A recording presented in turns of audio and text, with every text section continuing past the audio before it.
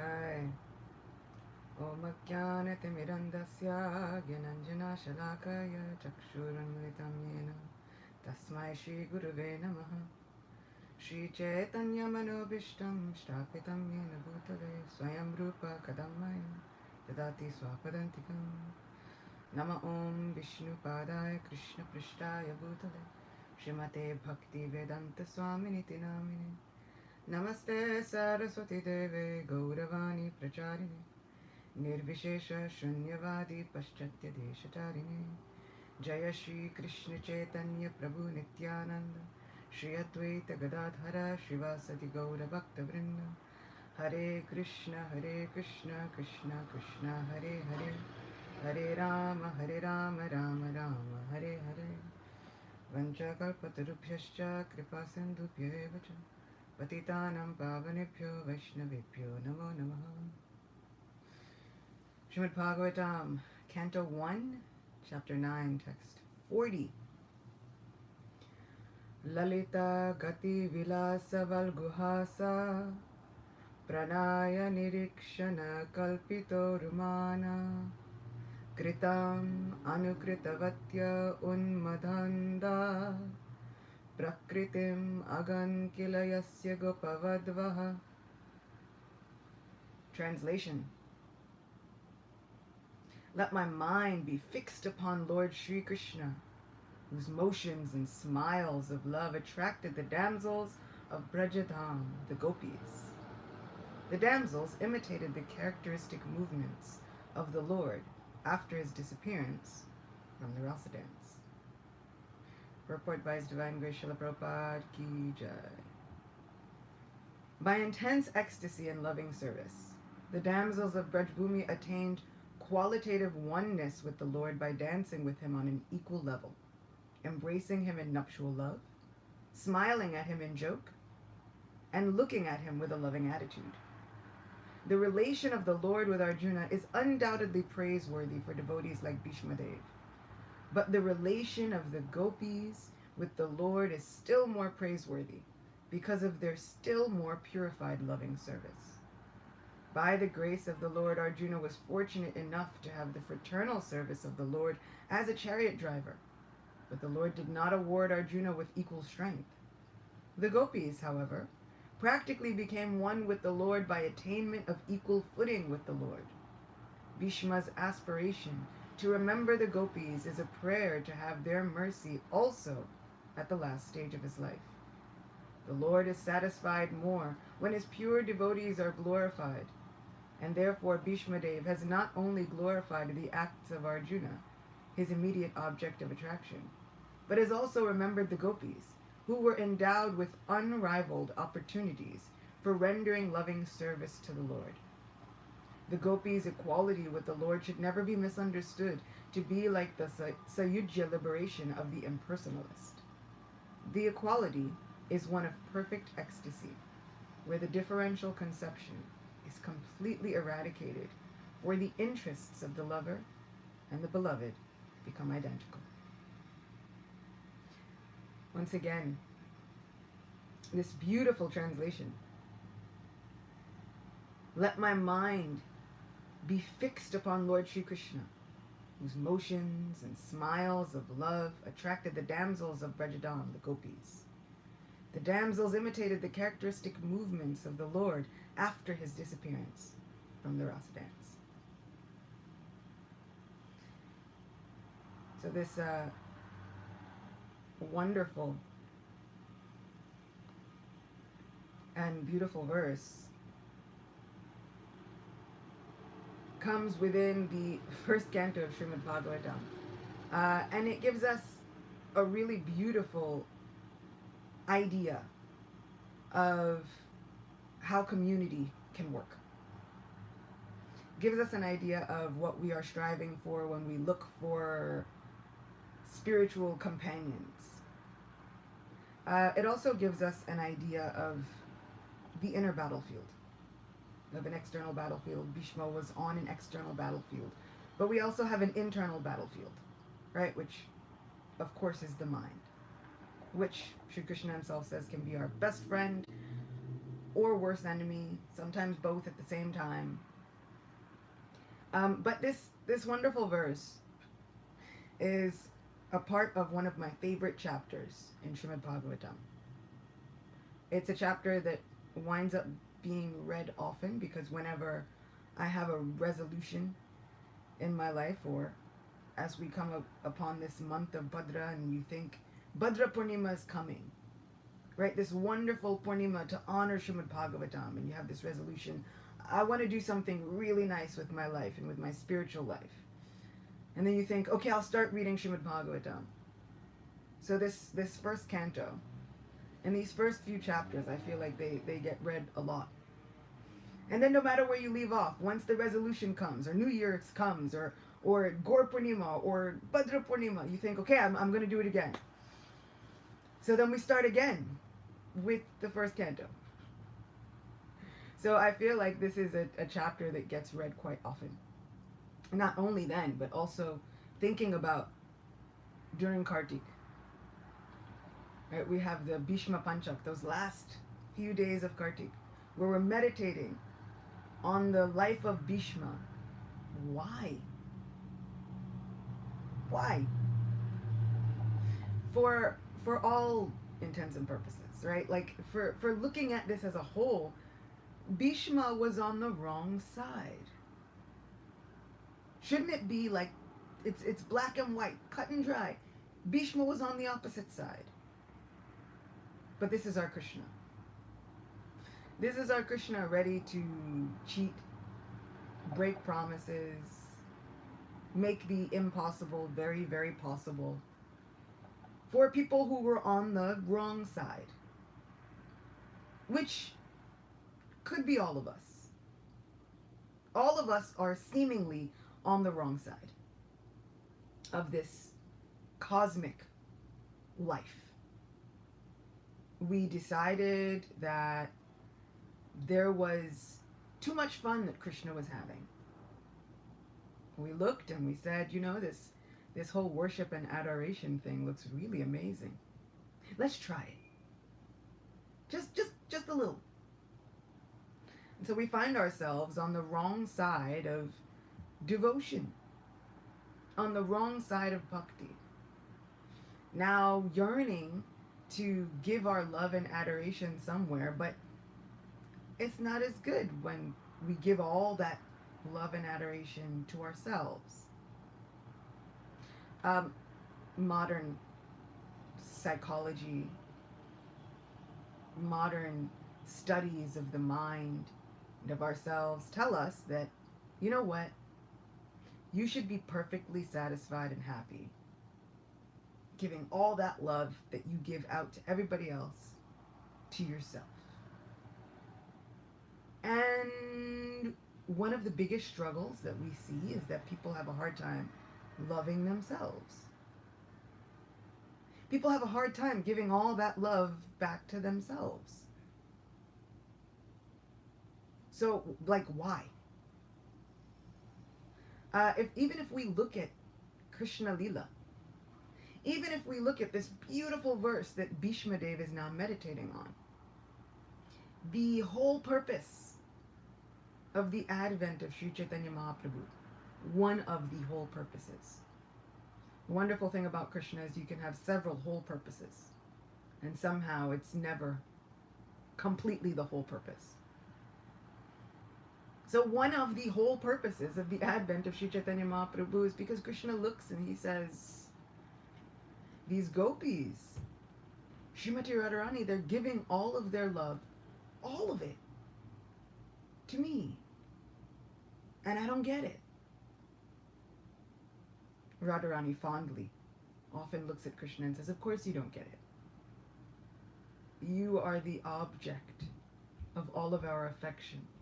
Of course you won't understand it. It's not the same.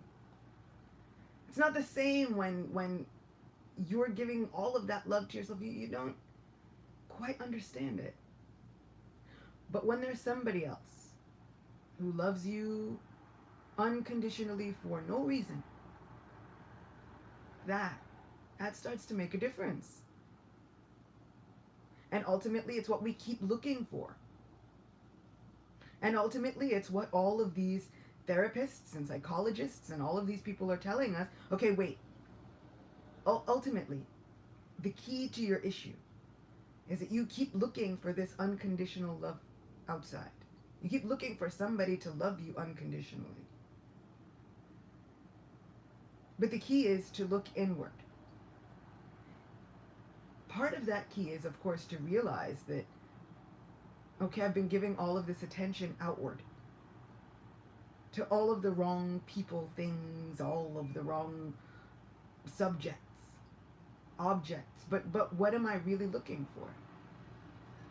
There's something inward that I should be focusing on.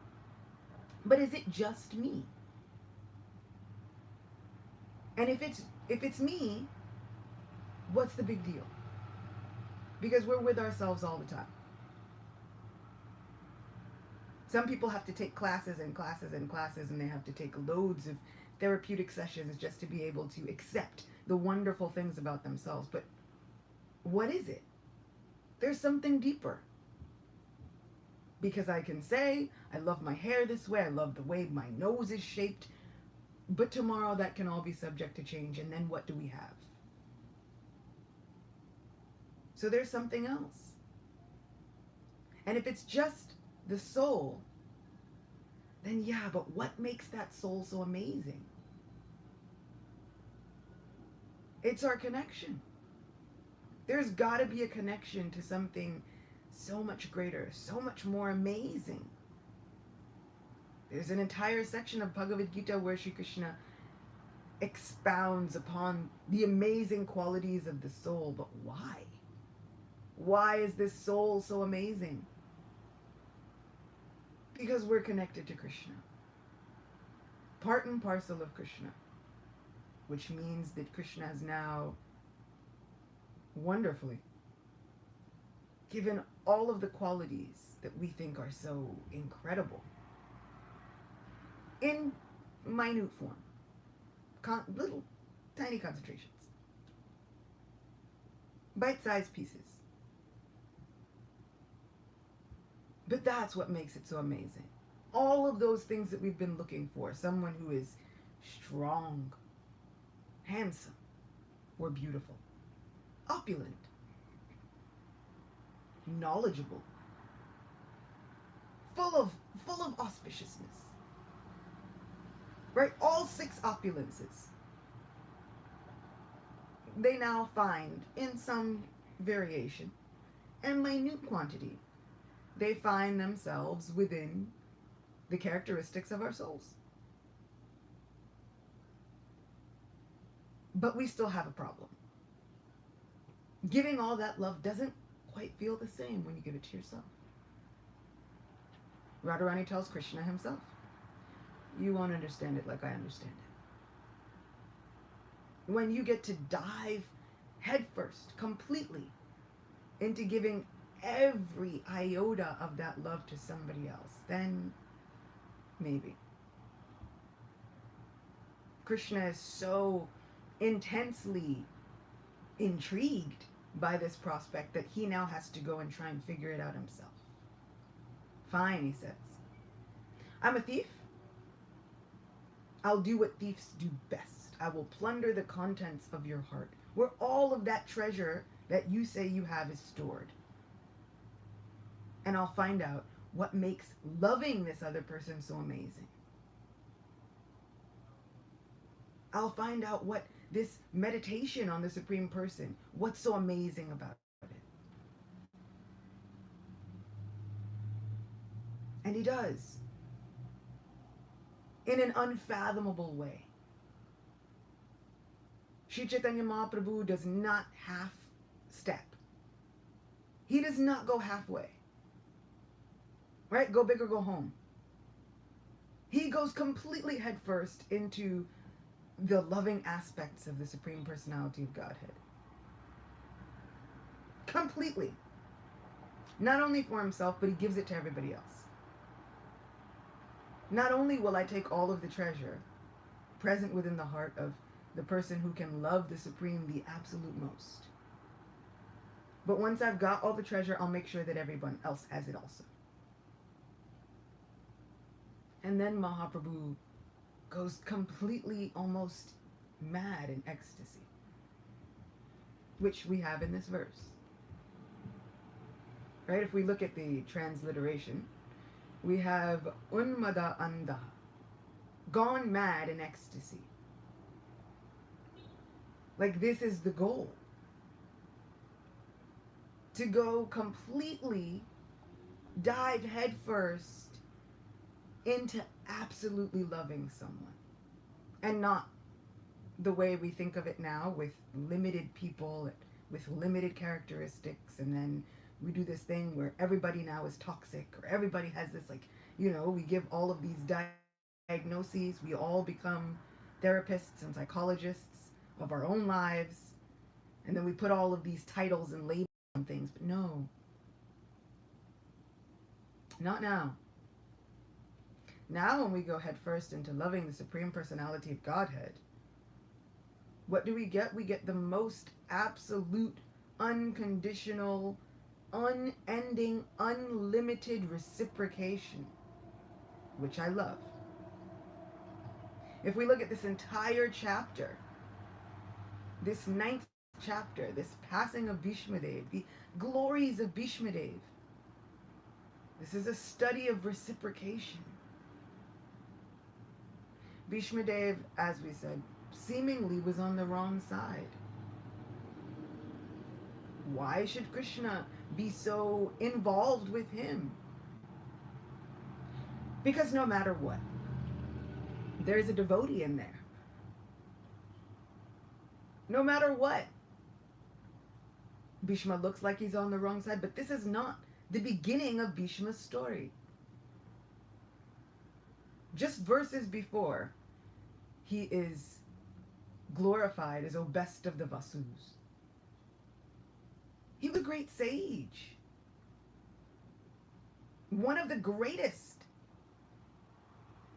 So this, what we see, this small snapshot, is not the beginning of Bhishmadev's story. We are in the middle of what my brother loves to call a karmic conversation, which I love that phrase. And if you are a parent, or if you have been in charge of anything, you get to see these karmic conversations on a smaller scale. You see one child walks up to the other child, slaps the child in the face. Or one coworker has a huge argument with another coworker, and we start to think, hey, that's not right. What's happening? This is not okay. What we missed was everything that happened before. We're not privy to everything that happened before. So whether the first child goes and pulls the hair of the other child and says all kinds of mean things, which leads up to this slap that we saw, we miss all of that. But if we judge it just based on what we've seen, that child was wrong for slapping the other one. And then we think we have to do some disciplinary action. But my mother, the first thing she would ask, understanding Srimad Bhagavatam, understanding Bhagavad Gita and karma, which sometimes when I was growing up, I used to think one of the worst things that they could have done was they gave my mom Krishna consciousness, because that's how she was going to parent, from a Krishna conscious standpoint. So if you think me as the youngest of 4 siblings, I might often think, well, this happened to me, and now I feel terrible about it, and now I'm crying, I'm going to go tell my mom. My mom, first question she would ask is, well, what did you do? Well, how is this fair? I've gone to tell on my other sibling, and now the first question is, what responsibility did I have in all of this? None! I'm faultless! Of course. But she would ask, what did you do? The answer can't ever just be nothing. Sometimes, on a rare occasion, I would feel so justified and vindicated in saying absolutely nothing. Like, you did nothing to provoke your sibling? So this is the karmic conversation. My mom, being conscious of it, that's the first question she would ask. Even now, if I have a problem or I have a hard time, the first question she asks is, but what responsibility did we play? Like, what part did we play in all of this? What responsibility can I take? Sometimes I think, oh, Mom, can't we just say I'm perfect, the world is wrong, and let's just wallow in that for a second? But she's often trying to encourage us to really look at things from a spiritual standpoint. Encouraging me to be a spiritual warrior, which means actively looking at, okay, what happened? What did I do? As uncomfortable as it is. Bhishmadev looks at all aspects of his life. Even the uncomfortable parts. On a bed of arrows, at the end of his life, he's really examining everything. And he's lived a long time. Seeing generations. There are Ekadashi stories where it says that he would speak with Pandu. He would speak with Vidura. And they would talk about the upcoming appearance of an incarnation of the Supreme Personality of Godhead. Bhishma knew. He wasn't ignorant of the fact of who Krishna was, why he was there, and what was happening. There are some times when then Bhishma says he has so many duties and responsibilities to tend to. And we can find ourselves reading Mahabharat, reading Srimad Bhagavatam, reading Bhagavad Gita, and easily condemning these personalities. Isn't it? It's so easy to read these epics, these histories, and look at them and go, that's where you went wrong. That was your prime mistake. Okay, but what about us? Where was our prime mistake? Where did we go wrong? How many times have we said, well, I have this responsibility and this responsibility and this responsibility, and I'll figure out my Krishna consciousness next month. And we have justifications for it, right? Next month, my schedule will be freer. Next month, everything will be in line. In fact, next month, there will be a host of spiritually charged days. I'll figure it out then. I'll figure out my sadhana then. Tomorrow's another day. I'll get my 16 done then. I'll get my 16 rounds over with then. How many times has that been our prime mistake? Have we sat on the wrong side? Have we said, I have an obligation to so many other different things? Does this mean that we're forsaken? No. The wonderful thing about this entire chapter is that it doesn't mean that we're forsaken. Bhishma could have been said to have taken not one misstep, not two missteps, but so many missteps. So many times. He's done so many different things. Arguing with Krishna. Challenging Arjuna. And Bhishma expounds on this earlier within this chapter. Some of my favorite verses. He says, I attacked your devotee. And he's almost proud of it. I attacked your devotee. I had a plan in mind. I was either going to kill him or you were going to take some definitive action. In the end, Krishna decides to take some definitive action, even having promised that he wouldn't fight. Promised. Political promise. Krishna says, in order to be fair for both sides, I won't fight. I'll drive a chariot, but my entire army can go on to the other side. No problem. But now, when faced with protecting the life of his best friend, his cousin brother,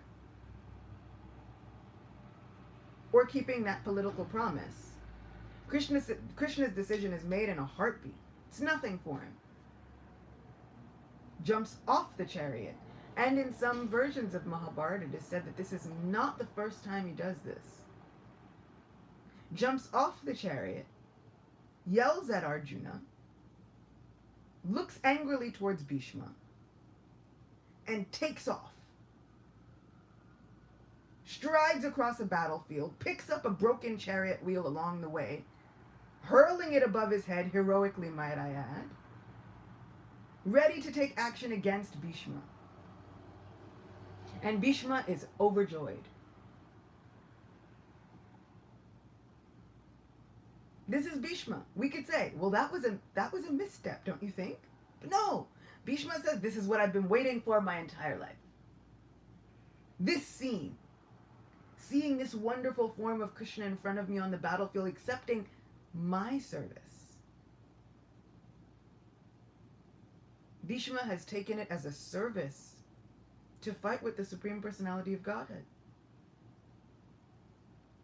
And then he forever offers prayers to Krishna for accepting his service. I shot him with arrows. Those arrows made marks on him. He seems decorated with those marks. They appear like shining jewels and ornaments and flowers strewn across the body of Shri Krishna. Bhishma loves these moments so much that he remembers every iota, every detail. He says he dropped his yellow chadar on the battlefield. Now this chadar is dragging behind him. He doesn't realize it, but I did. Who would have the presence of mind? Millions of soldiers all around, on a chariot, right? There's like intense music going on in the background. There's dust flying everywhere from the hooves of hundreds of thousands of animals and horses and elephants and foot soldiers, all of these things. Who would have the presence of mind to remember exactly how Krishna looked? And to be able to recall it at the most pivotal moment in our lives. Bhishma's meditated on this. This is not a moment that was there and then gone. This moment happened and then Bhishma locked it up tight within his heart. These are our interactions with Sri Krishna. How many interactions have we committed to memory? How many times have we thought, wow, I was saved by Krishna. I don't know what was going to happen or what was meant to happen, but I was really honestly saved by Krishna. And then have we taken that memory and really memorized it, meditated on it, and chanted with affection and devotion that, you know what, even if it never happens again, my Krishna created a miracle in my life and he saved me. Even if it's something as simple as, I was miserable and then I found Krishna consciousness. Do we remember what it was like when we first started chanting? These are the things that we can commit to memory. This is what Bhishma is now remembering in the last moments of his life. These are his treasures. Bhishma was wealthy. Always. He was celestially born. And then he was taken to the heavenly planets to receive education by the gods themselves. He never ever had to live in poverty. Even giving up the kingdom, he was still honored as one of the greatest political figures of all time. He was known as a great warrior. Wherever he went, people were willing to give him wealth and their kingdoms. He wouldn't take it on his own behalf, but they were still willing to give it. No problem. He would rule as a figurehead while the different princes of the Kuru dynasty were growing up. And so many kings and so many different province rulers would come. We just want to be under your protection. This was a man that had more wealth than we can even imagine. But at the end of his life, what are his treasures? His memories of his interactions with Krishna. He says that when he saw Krishna at the Rajasuya Yajna, he says that is a memory that he would meditate on from that day throughout the rest of his life. That was the memory that would keep him strong. The memory of Krishna exhibiting his wonderful transcendental nature at the Rajasuya Yajna. Killing Shishupal, coronating Yudhishthir, being honored by all of the kings of the world. These are his memories. These are his treasured things. Have we done the same? Do we have treasured memories with Krishna? Because we all do. It's a matter of perspective. How are we looking at it? Are we looking at those times where I had my home deities and I just sat one day and we chanted with our home deities? Whether we're in the temple with deities or at home, Krishna is completely and fully manifest. If we believe it. Even if we don't believe it, he's completely and fully manifest. But if we believe it, he shows himself so much more. So as we find ourselves on this battlefield of life, within this battlefield of the mind, what are we choosing to focus on? Can we bring our consciousness back time and time again to the life of Bhishmadev, to the lessons of Bhishma, whose prime example was, let me just remember, let me fix my mind on the beautiful pastimes of Sri Krishna. There's such a beautiful change in this chapter. Beginning of the chapter, he's in grandfather mode, elder of the entire society, there to give help. And then there's a switch. He says, I've said everything that I can say to you. He's told Yudhishthir all that he can tell him. And now with his last example, what does he want? Let me now fix my mind upon the beautiful form of Sri Krishna, who has appeared before me out of his own sweet will, out of his own kindness. I can't make him do anything. In fact, I was doing all the wrong things, supporting all the wrong people, thinking that my vow and my promise to stand by this kingdom was all in all. And still, Krishna, knowing my internal desire to simply fix my attention upon him at the end of my life, he brought Yudhishthir. Not only does he bring Yudhishthir, but he honors Bhishma. Says, beginning of the chapter, Krishna arrives with Yudhishthir, all of the Pandavas, and he bows down to him. This purport, Srila Prabhupada aptly states that Krishna loves glorifying his devotee. Loves it even more than receiving the attention himself. Right? That also goes back to what we said earlier. Doesn't feel the same when all the attention is just fixed on you. Even if you give the attention. I've had to really kind of put that in perspective for myself. And if you've never done this, it's actually a really very cool exercise. Um, Modern therapists and philosophers are saying it's really good to stand in front of a mirror and say, I love myself. That can be really difficult at first. And I wanted to figure out why. If I'm having difficulty saying I love myself, then all of this like love that I think everybody else should give me is going to find a difficult way getting in.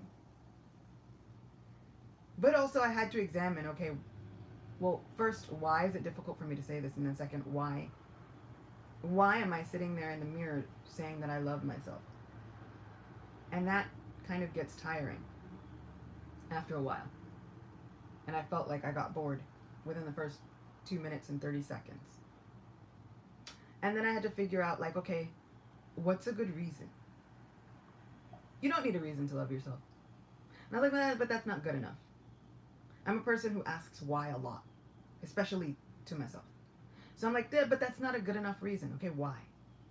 Why? And finally, I said, wait a second.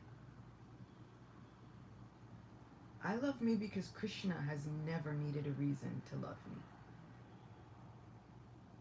Krishna has never needed a reason to stick with me. Krishna has never needed a reason to stay. Krishna has never said, well, look, I'll be with you as Paramatma in the heart, but you've really got to do the right thing. One wrong move and I'm gone. Paramatma has never left.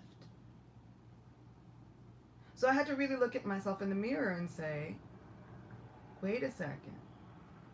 I love me, not just this one that's like a nice brown color and has been given Krishna consciousness from birth. Like, not just that one.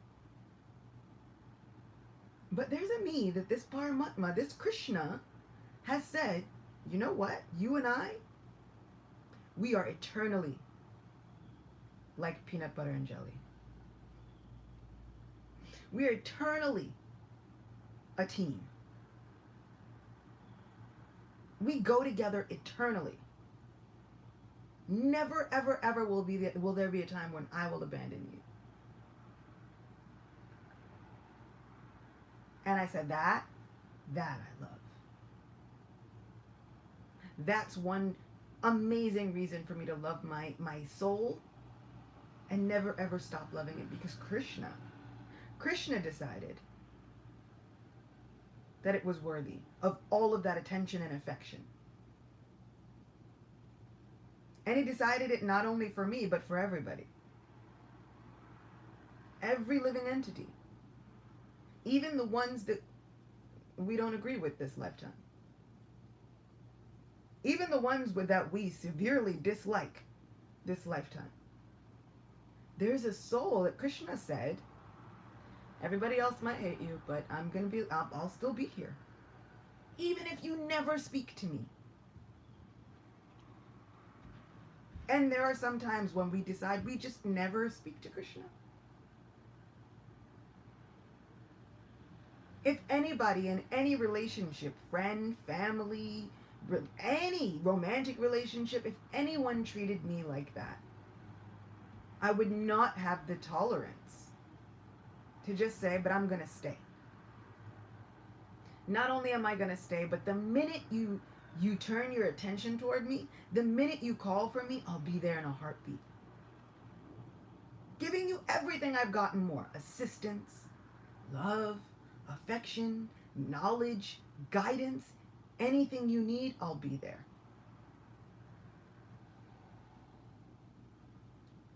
There are some times when it looked as though Bhishma disagreed with Krishna.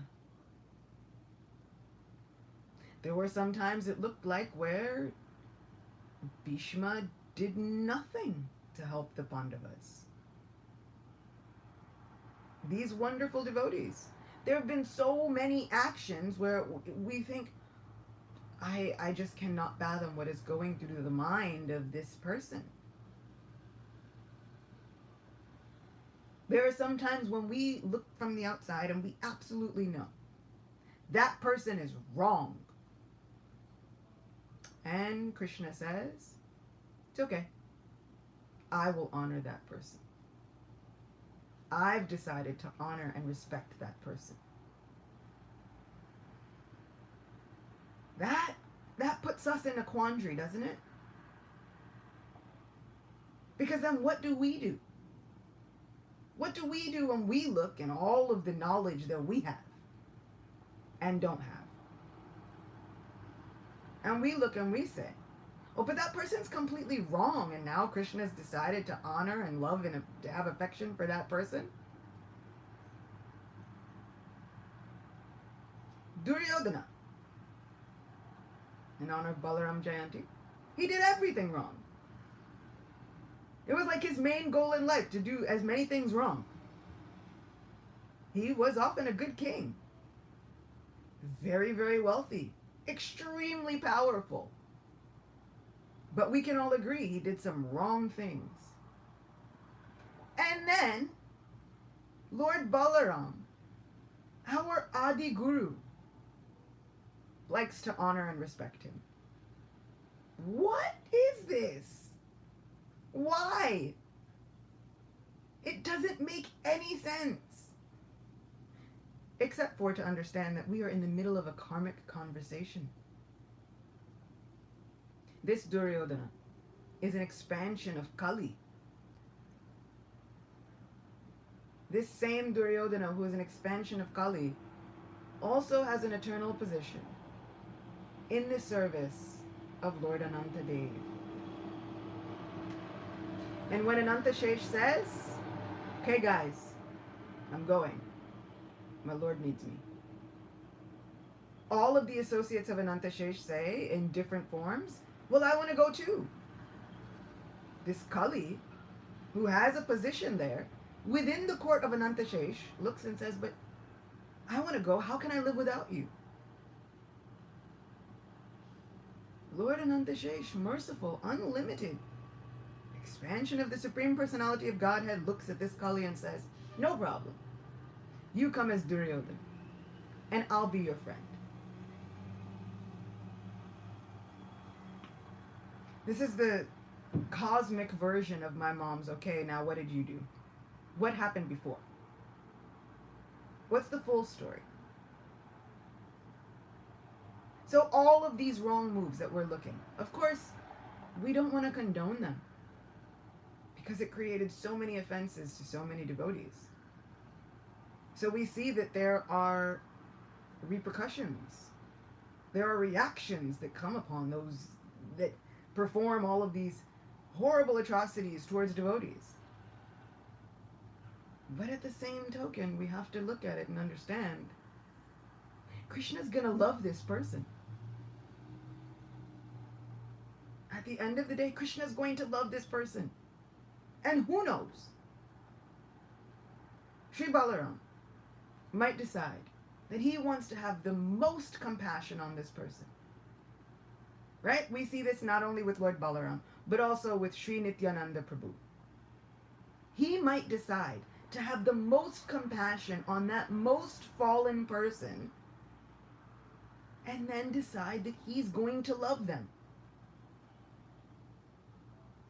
Can we stop Krishna? Is there any way anyone can say to Nityananda Prabhu, you know what? I know you're God and all, but you should really protect yourself. Even Lord Chaitanya couldn't do that for Lord Nityananda. Lord Nityananda gets hit in the head. All of the devotees are in an uproar. How can this happen? Lord Nityananda has to be careful that his blood doesn't even touch the earth, because if it does, he's the person that upholds all the material creations. It would cause cataclysmic, horrible, dire consequences. So now he has to be careful to protect those around him, but also now he's looking at Jagai Madai. Lord Chaitanya is ready to completely destroy him, both of them. Jagai Madai together, because they were a package deal. Lord Nityananda decides, no, wait. Wait. My Lord, I'm fine. Who can cause any harm to me, actually? But furthermore, look at these two. If you can make them believers, what will be said for the rest of humanity? If they can't be saved, then no one can. But if you can make them believers, then humanity can be saved at large.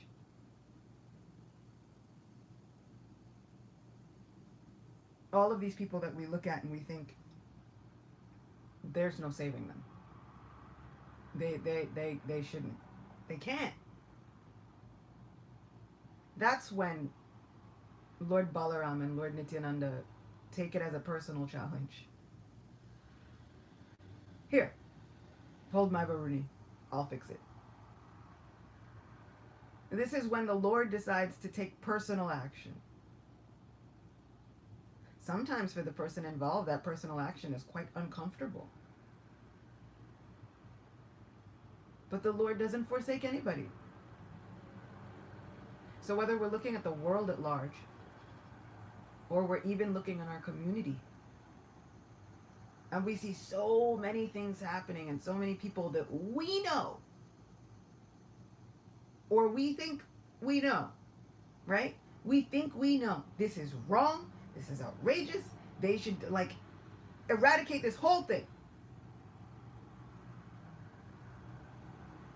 I often find myself so glad that I am not in a managerial position, because I don't have to make those decisions. I don't have to do any of that. I do not envy anybody in a management position their job. And in fact, all my respects go out to them, because I don't have to make those decisions. I get to sit back and say, man, that's tough. But you know what? Lord Krishna and Nityananda, they're not gonna forsake that person, no matter how wrong I think they are. And then I get to say, I get to practice my Krishna consciousness over here, away from them. They get to practice their Krishna consciousness over there. And then I get to meditate, like Bhishmadev, on the glories of my Lord.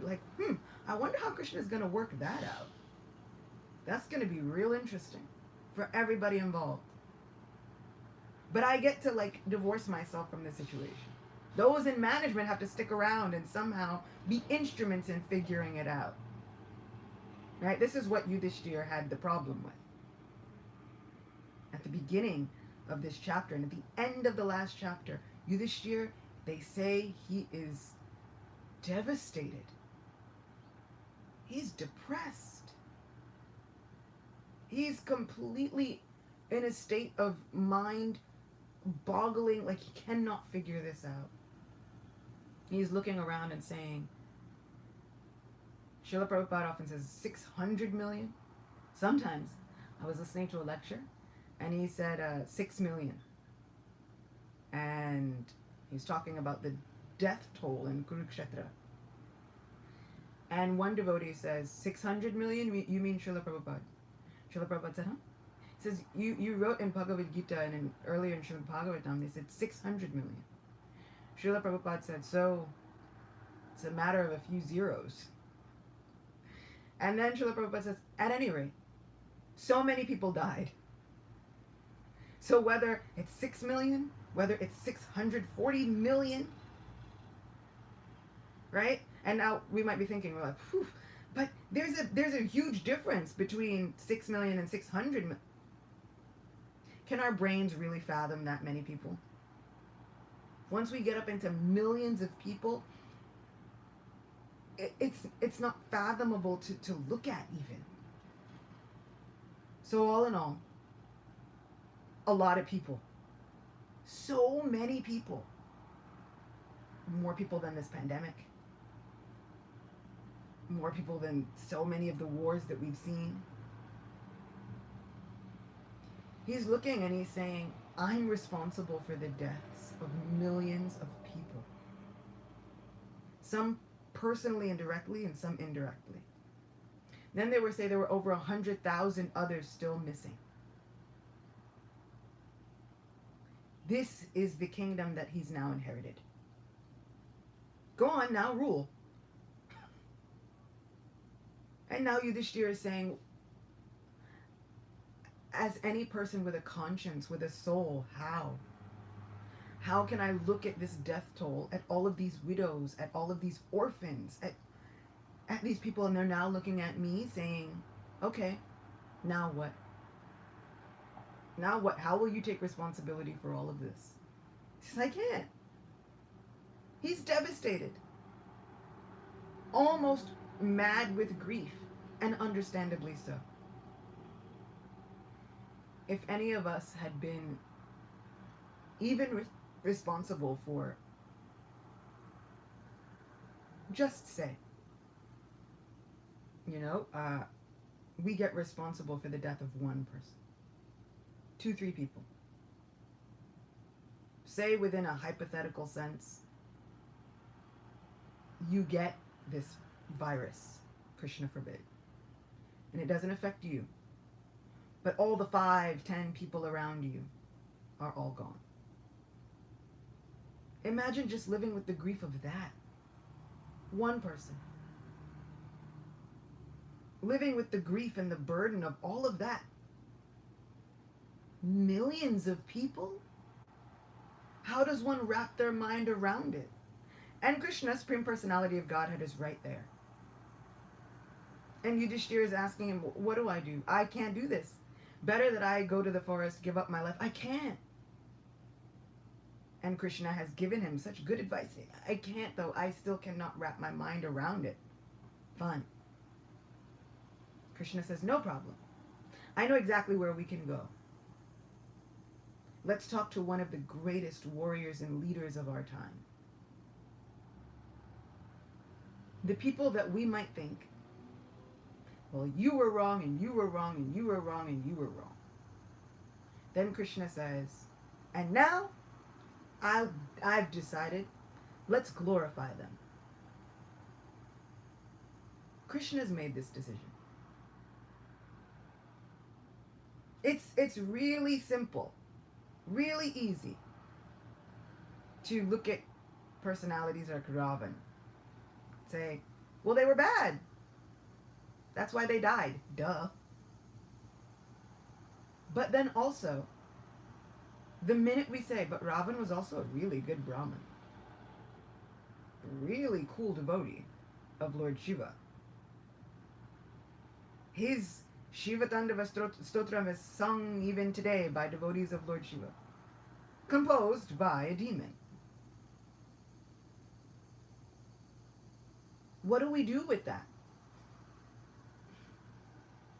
This is where my Guru Maharaj, he often quotes from the Bible and so many spiritual practices where they say, hate the sin, but not the sinner.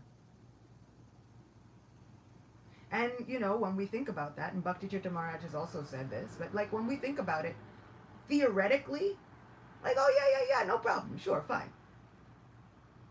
But when it comes to practical application, when we look at this in the battlefields of our lives, and we're looking at, people who have done us wrong, our communities wrong, the people around us, they've done us wrong.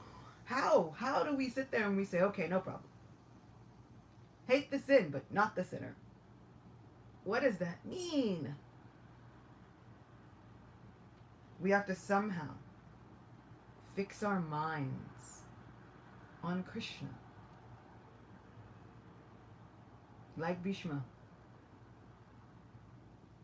who willingly,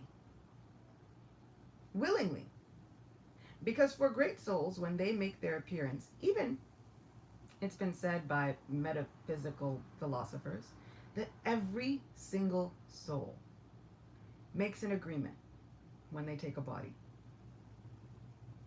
It's said that we make an agreement, even in Srimad Bhagavatam. Speaks about the soul within the womb. And the soul within the womb is fully conscious of a lot of things, past, present. When the soul is in the womb, we offer up so many promises. Oh Krishna, if you just protect me, I'll love you till the end of time. Oh Krishna, if you just protect me, I promise I will serve you. So in my family, whenever children are first born, whenever we have like a festival for a baby shower, or we make a video for a mother and a child, one of the things that we've taken to saying to the child is, remember your promise. One of the things that we've taken to whispering in the ear of children when they first got, like in my family now, when children first get there, the baby's first born, and they let the mother hold the child and all these things, we've taken to whispering, remember your promise. Because you're not so far away from when you made that agreement, when you were knowledgeable of so many things. Hard part is when we start to forget. So it's said that every soul makes a contract. We sign up for things. We agree to certain things. So these great souls, Bhishmadev, they sign up for this. They make a contract. Sure. Okay. So now, like Bhishma, who has willingly taken on the path of his life, mistakes or not, as a contract. To be a teacher, not just for Yudhishthir, not just for all of the Kauravas 5,000 years ago, but for all of us now. A teacher till the end of time. Teaching us how to fix our minds on Krishna, whether we're facing political strife, whether we are facing emotional turmoil, whether we are even looking at it going, I have no idea what the right decision is in this situation. Yudhishthira is saying, I have no idea what the right decision is in this situation. But he gets to fix his mind on Krishna, and he says, Krishna, tell me how to move. Show me which way to go.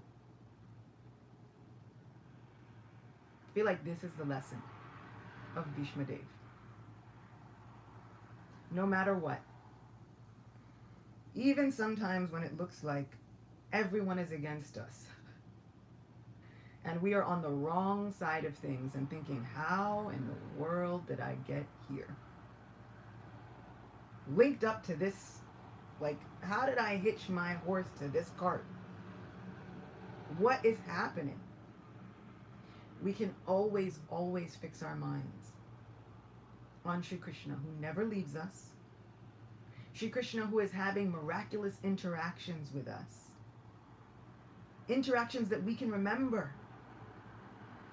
If we write it down, we can remember every detail. How did Krishna look in that moment? He looked like mercy.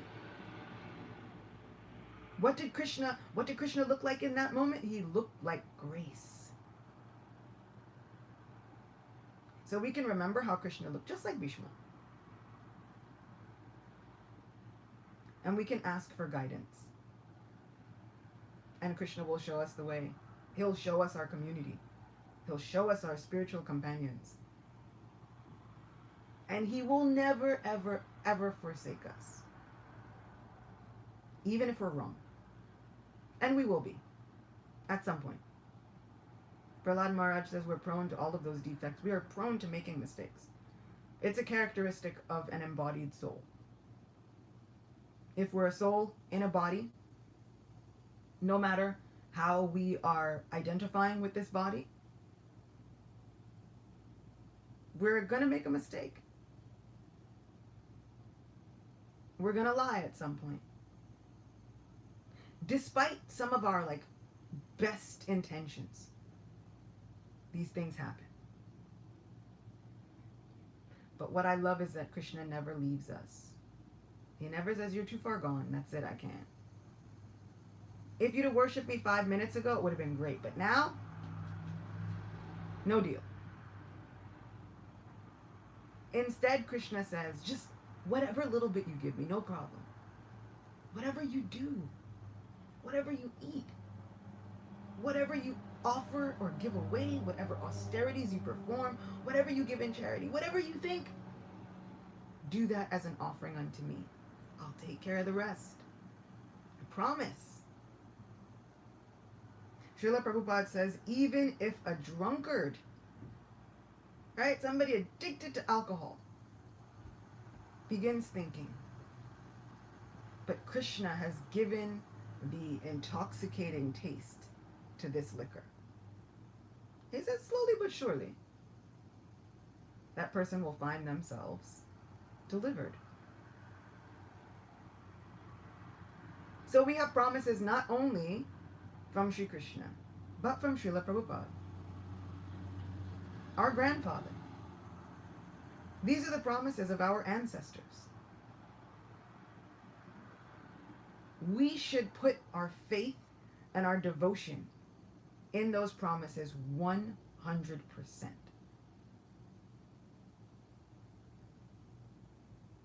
And we can draw upon the power of those promises, because we're going to need it. This world is not stopping. This Kali Yuga is not stopping, nor is it slowing down. And it's characterized by being an age of quarrel and hypocrisy. It's everywhere. It's not going to slow down. It's even going to be in spiritual communities.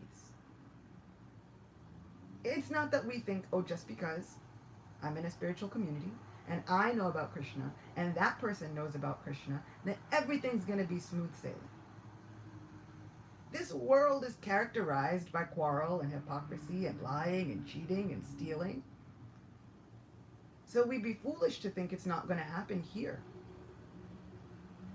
It absolutely is going to happen here. Bhishma knew about Krishna. Duryodhana knew about Krishna. There were so many times, so many people were like, you know, he's God. And Duryodhana said, okay, fine. But right now, what's he going to do about it? If I do what I want to do right now, what is he going to do about it? I want to see it. Let's try it. So it's not just that I know about God and they know about God, and so everybody, it should be fine. It's going to happen in our spiritual communities. What do we do when it happens? Do we fix our minds on Krishna?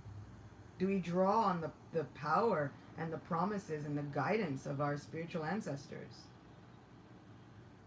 Do we try and come together and try and figure out, okay, how do we move forward? How do we continue to love Krishna despite all of this? In spite of all of this? Sometimes, those in the managerial position, their job is also now to help the person remember their promise and reclaim their loving service for Krishna. So they have to take on a whole bunch of other responsibilities. For me, I get to look at it and just say, but how can I continue to be Krishna conscious? How can I continue to look at this and still love Krishna? No matter what they do. It's not my business. My business is to try and remember that same Krishna who the gopis went mad in ecstasy for. That same Krishna that Sri Chaitanya Mahaprabhu said, I will willingly go crazy for. That same Krishna who lovingly appeared on a battlefield to glorify his devotee, who had lived a really full life with activities that didn't always look so Krishna conscious. My business is to remember what Krishna looks like when he shows up in my life. So I hope and pray that we read this chapter over and over again. Whether we start from the beginning of Srimad Bhagavatam 10 times, 20 times, and that's why we're reading it, or we just read it because it's a good chapter. filled with really, really beautiful lessons. My prayer is that we read it again and again, and we imbibe those lessons again and again, because Shri Krishna says, any little bit counts. You never lose it.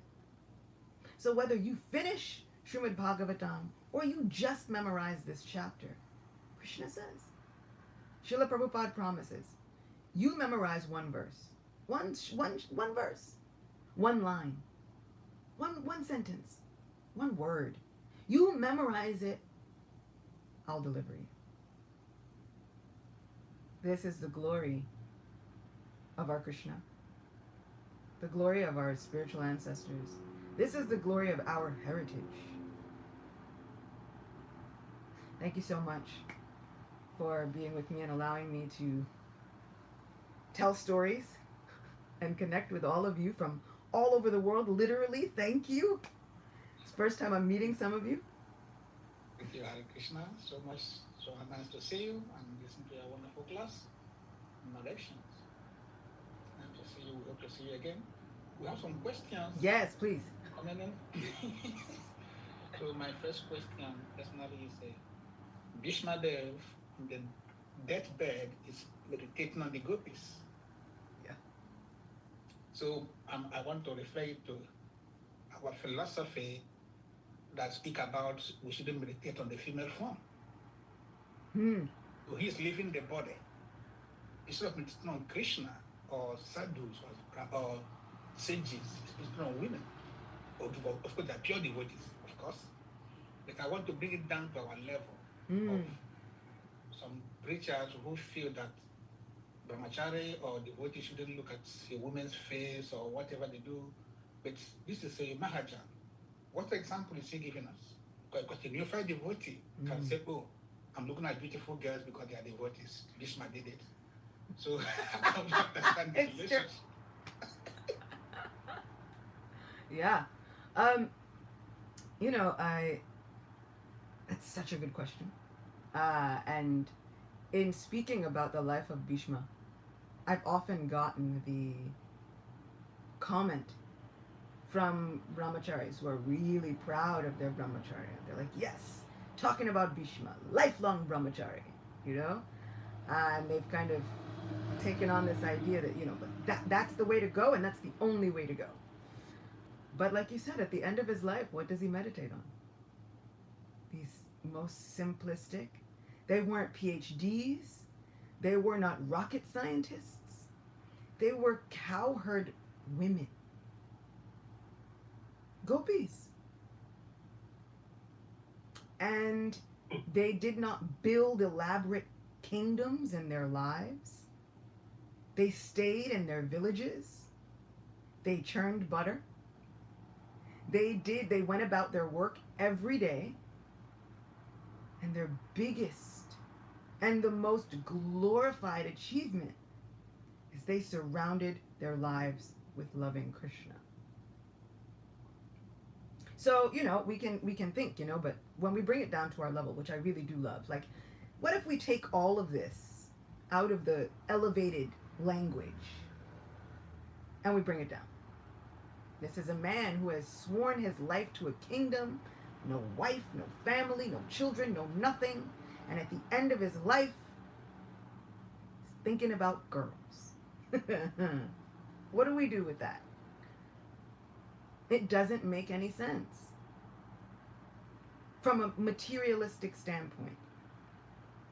And that's why, in my family, we're always encouraged, to start thinking outside of this material identification. Because spirituality is not going to make sense. And the minute you start to think, okay, now this makes sense, then you come across a verse or a passage that reminds you that Krishna is inconceivable. Duryodhana was a murderer. He was a molester. There is absolutely no reason that Balaram, Supreme Personality of Godhead, Srila Prabhupada said, they're both Supreme Personality of Godhead. Main difference, little color difference. Right? There is absolutely no reason that the Supreme Personality of Godhead should ever be siding with a murderer and a molester. And Balaram says, I'm going to teach you mace, weaponry. You're going to be my favorite disciple. I'm going to love you. Even when you're sitting there at the end of your life, I'm going to chastise the devotee for breaking the rules that Krishna told him to break. Balaram is ready to curse Bhima. He's ready to fight with Bhima. He says, you want to break the rules? No problem. You want to really fight with a mace? Go fight me. How could you have done this? He's my person. This is my student. Whoa! And then Bhima's like, he's a murderer. He murdered several people in my family. I saw it. What's happening here? He tried to molest my wife. And you're saying he's your person? Bhishma, my Guru Maharaj loves to quote, Mahajana Yena Gatasa Panta. Right? Following in the footsteps of the great Mahajans, of which, like you said, Bhishma is one. How do we reconcile this? How is it going to make sense? Except to know that Krishna doesn't make sense.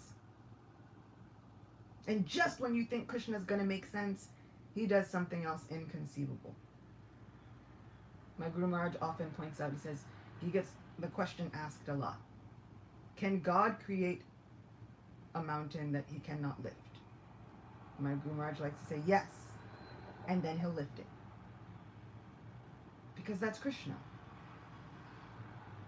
So now at the end of his life, from a material standpoint, we can look at this and say, this is kind of pervy, you know? It's like a little bit like, it's kind of weird that your whole life, you were all about weapons and warfare and politics and strategy. And now, where'd these girls come from? But what I love about this chapter is that Bhishma's a warrior. But when he comes in contact with Krishna, when Krishna is standing before him, there's poetry. Beautiful poetry just starts flowing. And this actually happens a few times within Srimad Bhagavatam. It's like whenever Krishna gets in front of somebody, he frees all of these kings, and they begin poetically glorifying Sri Krishna. He makes poets out of kings and saints and sinners. This is Krishna. On the adverse side, we can think, you know what? The lives of the Mahajans are meant to be followed, but you know what? That's not for me. I'm going to pick and choose. So then you have great kings like Maharaj Bharat. Right? He goes to the forest. I'm not going to have any distractions. He was a family man, but he says, you know what? Now is not the time for that.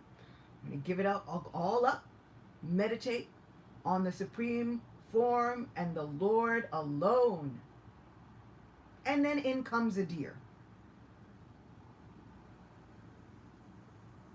He gives all of his love and affection to the deer. At the end of his life, he winds up meditating on his affection for the deer, calling out, hey, oh wait, where did the deer go? The deer runs away one day, oh no, and then he dies. And then he becomes a deer. How does that work?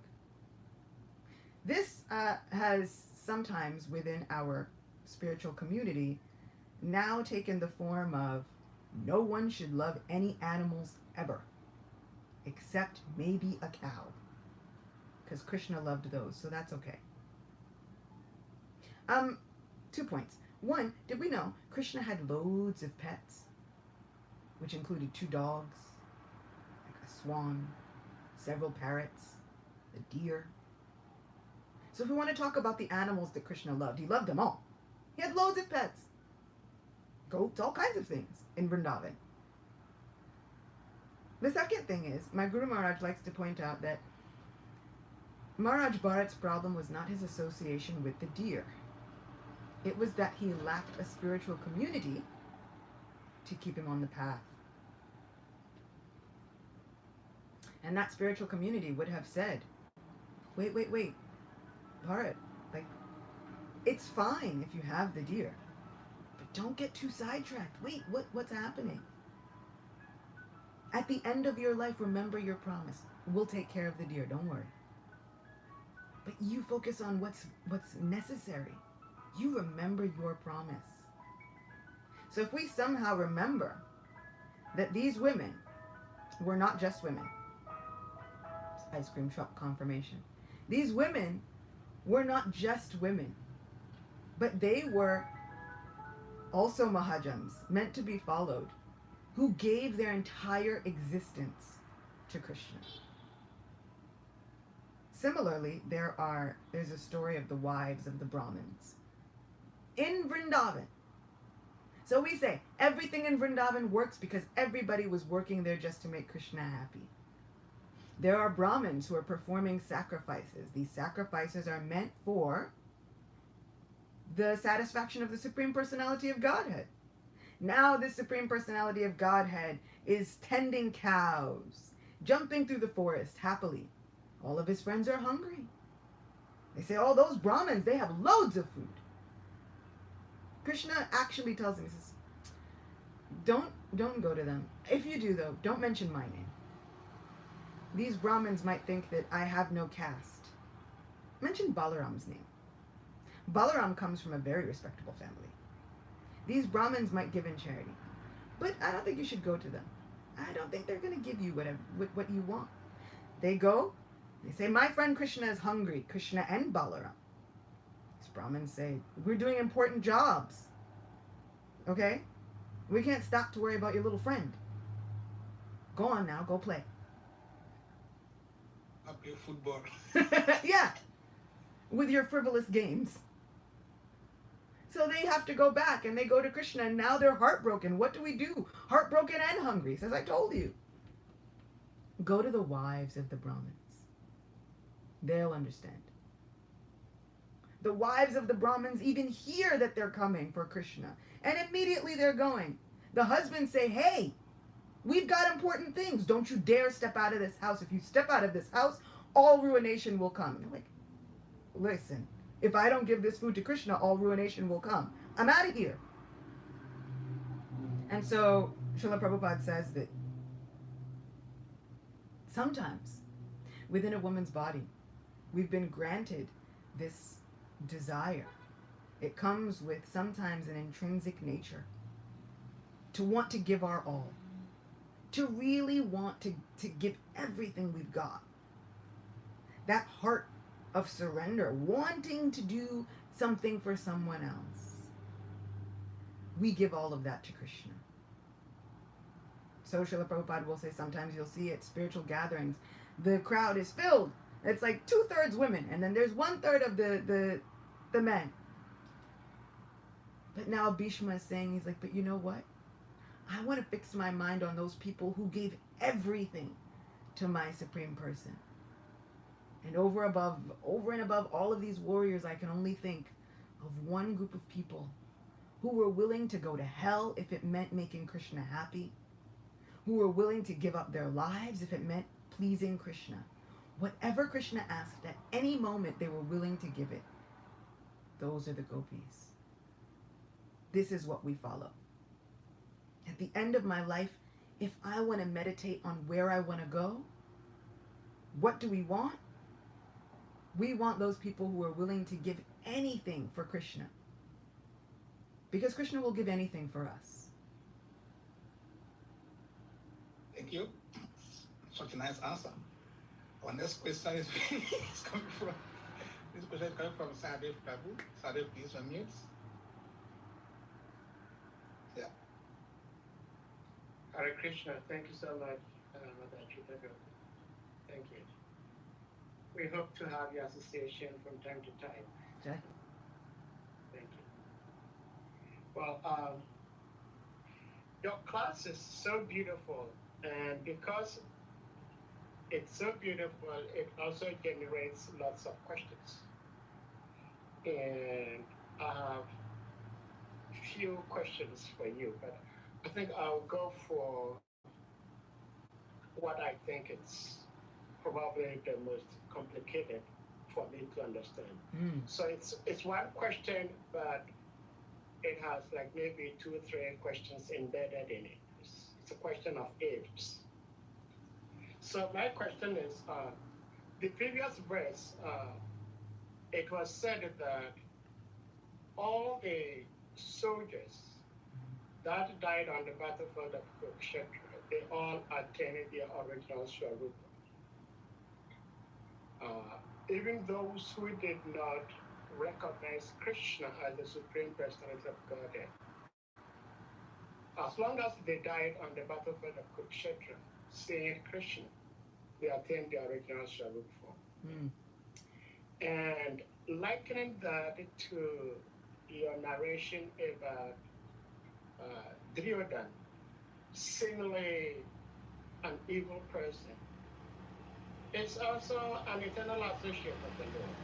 So my question is, does that mean that every single individual that partook in the battlefield of Kurukshetra were already liberated souls that came down here to enact this pastime? Hmm. And if that is the case, then what is our chance as ordinary souls that if we do as these great personalities did, we stand the chance of going back home in this lifetime? And Mm. if the people who all died were, some of them were not already eternal associates, then what made certain few of such not liberated souls get the opportunity to partake in such feat and be able to go back home after leaving their bodies? Hare Krishna, it's a bit if, but I hope you understood my question. Yeah. I like this question. So what's funny is the question is almost kind of answered already. When you were asking, if we are able, what is the chance for ordinary souls like us then to go back home, back to Godhead in this lifetime? What does that phrase really mean? Back home, back to Godhead. Every single living entity originated somewhere else. Home. That spiritual abode where Krishna is there, where all of his associates are there, where we are there, and we all have an original, unbreakable, unvanquishable relationship with Krishna. Also, within that first canto, Srila Prabhupada has said this. Every living entity has an unbreakable relationship with Krishna that can never be vanquished. Which means that we all must have been associates at one time or another. It said when Krishna glances over material nature, right? Before all of the creation is established, after disillusions, Krishna glances over material creation and reawakens the jiva. Reawaken. Our goal as spiritualists within this bhakti tradition, when we look at Krishna consciousness, is to reestablish our connection with Krishna. This idea of yoga is reunion. Right? Not just a union, but also reunion. So if we look at all of these reestablishing our connection, this reunion with Krishna, go back home, back to Godhead, then it's already there. We already have a connection with Krishna. Krishna speaks as much to us in Bhagavad Gita as he does to Arjuna. Right? We understand that Arjuna is asking these questions not because he's completely in ignorance, but because of the benefit of all of us. So that for time immemorial, these answers are there and these promises are there. He says, many, many births. You and I have both taken. You can't remember them, but I can. We have that Paramatma who's forever within our heart, has never left us. But while we're traversing this place here. So yeah, it's absolutely possible. Srila Prabhupada begs us to make it possible. So many times Srila Prabhupada says, you just give this one life to Krishna. You'll go back home, back to Godhead. I'll handle it, I promise. So many famous lectures, Srila Prabhupada said, he starts like, you become 90% sincere, 80% sincere, 70% sincere, 75%. We get into the 60, 65%, which in some cases, if you were to get that much on a test, it would barely be passing, let alone graduating with honors, right? If you get 65% on a test, my mom would have killed me. But now Srila Prabhupada says, you just become that much sincere, I'll handle the rest, don't worry. And that's just a matter of sincerity. That's an internal thing that nobody else can even see. In looking at this, I also thought about, it came up with the burning of Kandava forest. Krishna and Arjuna go within this Mahabharat, and there's a great Kandava forest, and they burn it to the ground to satisfy Agni. But there are so many animals and living entities that are living there. Loads of them die. But they all attain liberation because Krishna was there. So I often have looked at this battlefield analogy and have looked at that same verse, and it's like, okay, they all achieved. Huh. Even the demons in Vrindavan, they achieved. Huh. And so, I think about it, and sometimes I am wondering in my life, like when I find myself at a place where I don't know which way to go, and I think, but am I, like everybody's fighting, but am I a Pandava? Or am I just soldier number 45? Which one does this make me? Right? Do I get to be a Pandava, or am I just soldier number 45? But that's a matter of my ego. Does it matter if soldier 45 actually saw Krishna and surrendered to Krishna? Then it doesn't matter. If soldier 45 saw Krishna, surrendered to Krishna, the result is there. Whether we think we are a personal instrument or we're an extra. Krishna has given liberation. He has given his supreme eternal abode to people who have just gotten hit with a Govardhan Shila. There are so many prayers where it says, for someone who just recites or remembers or hears this prayer, they achieve the supreme abode of Goloka Vrindavan.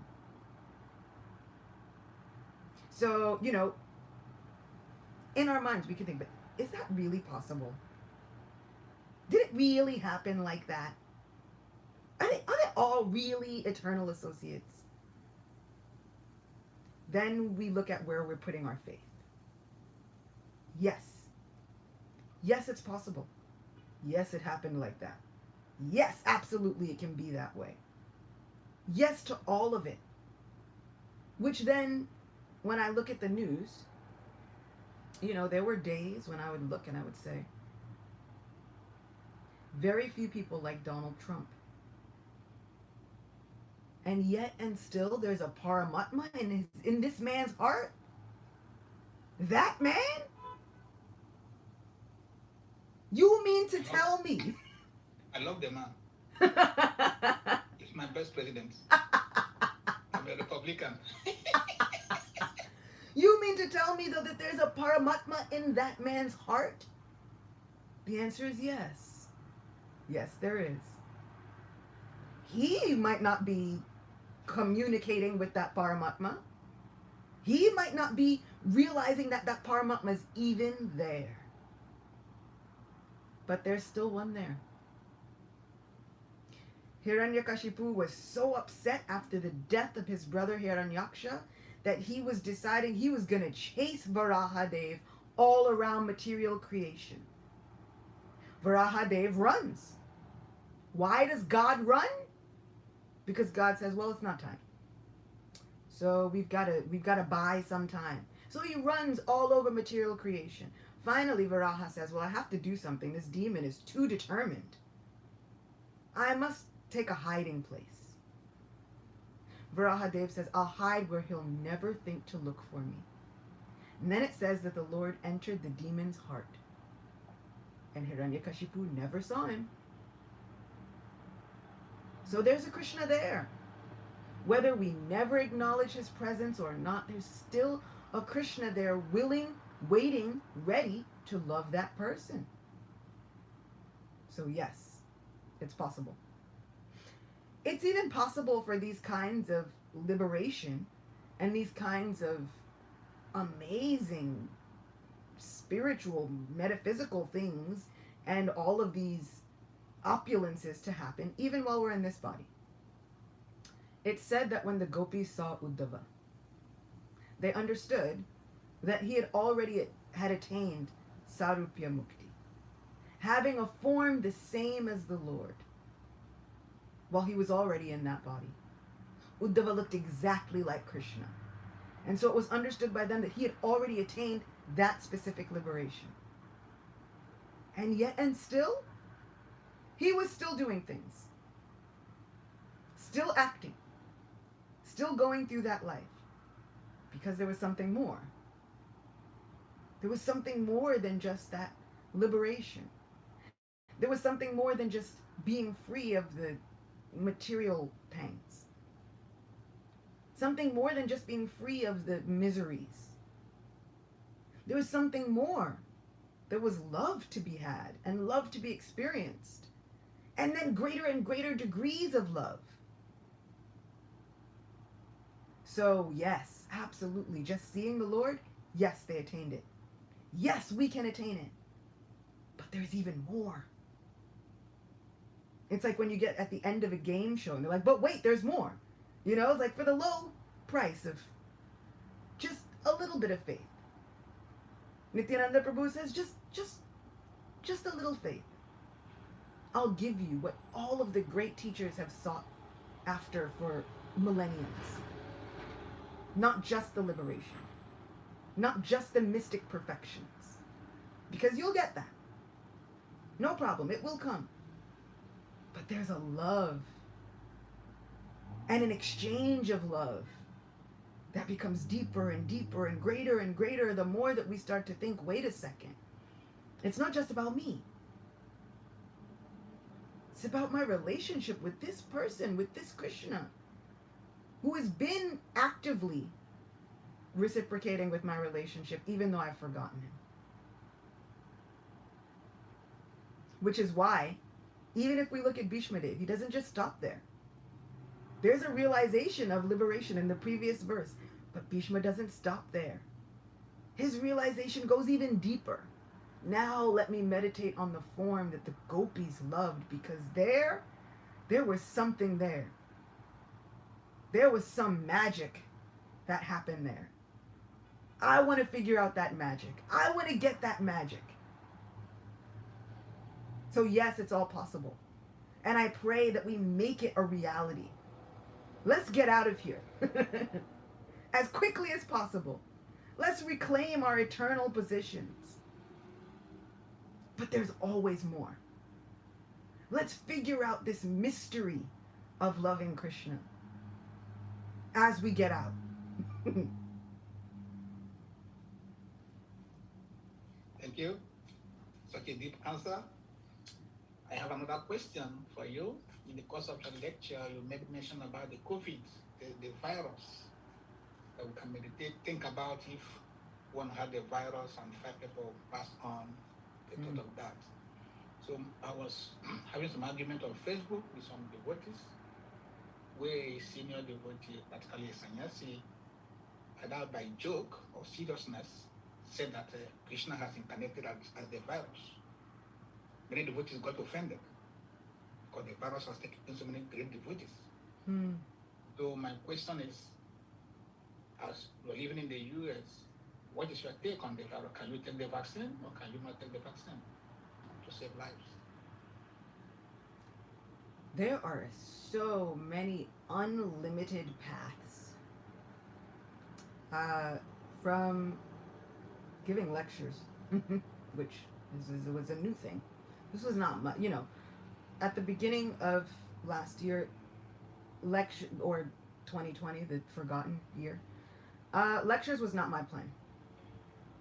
I can honestly say this was Govinda's plan. I was happy. It's like, there's kirtan, it's deity worship, no problem, I'm good. And then Krishna said, you know what? Let's change things around. So, can we say that the Lord is incarnated? Can we say that he hasn't? When Krishna says, I'm within every atom, can we take that to mean only the good ones? When Krishna says, I am eternal time, and I'm gradually destroying everything that there is, do we take that to mean only the favorable things that we want in our lives? When Krishna says in Bhagavad Gita, you should know that everything, good or bad, favorable or unfavorable, victory or defeat, finds its origin within me. Do we then say, my purport is, it's only the things that are comfortable for me? No, we can't. We have to look at it and say, even the things that are inconvenient, the things that are uncomfortable, even the things that are painful, where can I find Krishna? Where can I find Krishna's loving mercy? Because that's what I think that we tend to forget in all of this. That even if Krishna is incarnated in an unfavorable situation, he is still who he is. Merciful and loving. So where is the loving mercy in that?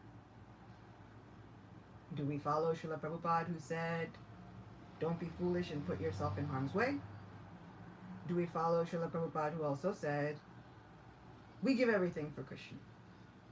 Do we really look at ourselves? Because that's what I really do think that this comes down to. I think it comes down to taking a really incredible, honest look at ourselves. Whether we think, you know what? I don't need any of these precautions. I don't need it. My life is for Krishna. Are we walking the talk? Is it really? Have we renounced everything? Or do we still think, well, I can't see, so I'm wearing glasses? Do we still think, well, I do things to further my seva? So then you have to look at yourself and think, does this further my seva? Does this further the seva of other people around me? Am I living near other people? If not, then maybe it's not a question for you. Maybe you don't live around other people at all. Maybe you don't wear glasses. Maybe we have found a way, like Bilvamangala Thakur, to say, I can renounce my eyesight. If it doesn't work, pluck them out. Bilvamangala Thakur was looking and saying, my eyes, they're constantly drawing my mind from the glorious form of Shri Krishna and from my spiritual life. Better I do without them. And so he plucked his own eyes out, graphically, intensely. But this is a man that was going to live for his spiritual practice. Are we? Or are we saying it's a process? And I have to acknowledge realistically where I am on the process. So, no longer, because, like I said, I'm not in a managerial position. I don't have to make these decisions on a wide scale. But I do have to look internally at myself and say, am I actually walking the path? Am I saying I am gonna fully depend on Krishna like Srivas Thakur, which means he would clap 3 times, and whatever it was, in 3 days, it would either come or he wouldn't need it. Whatever was needed, it would either come or he didn't need it. That level of surrender intrigued Sri Chaitanya Mahaprabhu himself, who came and said, well, wait, are you really living by this? What about if food comes or doesn't come? He says, Mahaprabhu, my Lord, I have never been let down by this process. I increased my japa. 3 days, I depend on Krishna. Whatever is necessary, his mercy, it comes. Mahaprabhu said, okay, but humor me. What if it doesn't come?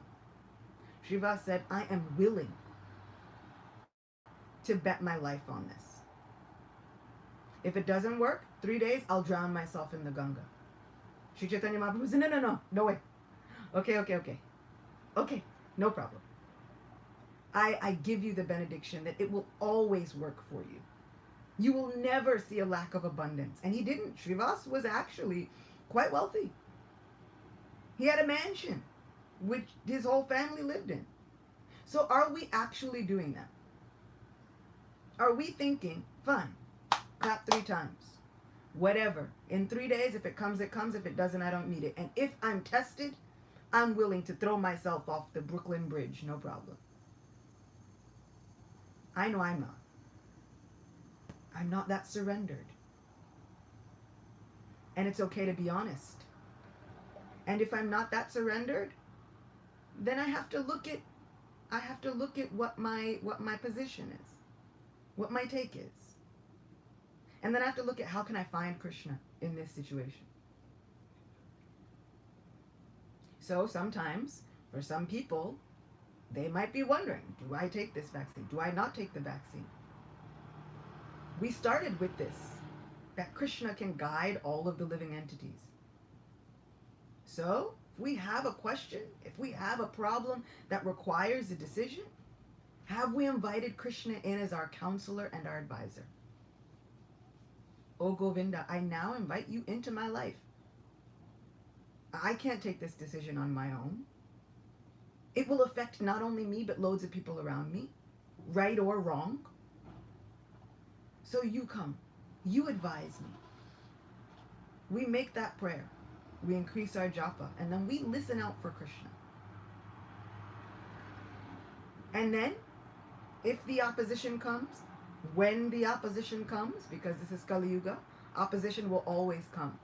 When the opposition comes, we stand firm in our faith. I did the best I could. I took Krishna's advice. I took counsel from my Govinda. I increased my japa. And then I followed what Krishna was able to impart from within the heart. Because there's no reason that Krishna would say, I am seated within everyone's heart, and from me comes all remembrance, knowledge, and forgetfulness, if he wasn't willing and ready to give it.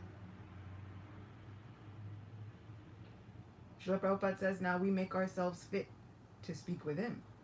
He's been ready to talk to us from the beginning. There should be no doubting that. Now we have to have faith. We have to put our faith in our japa. We have to really call upon our Krishna.